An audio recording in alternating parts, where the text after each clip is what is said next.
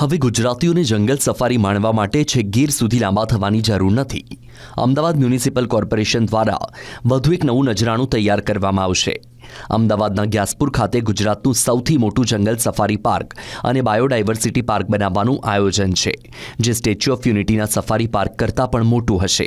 હાલ આ પ્રોજેક્ટની મંજૂરી માટેનો પ્રાથમિક રિપોર્ટ પર્યાવરણ મંત્રાલય દિલ્હી ખાતે મોકલવામાં આવ્યો છે, જેને લીલી ઝંડી મળતા જ કામ શરૂ થઈ જશે। આ આયોજન પાછળ અંદાજિત 200 થી 250 કરોડનો ખર્ચ લાગશે।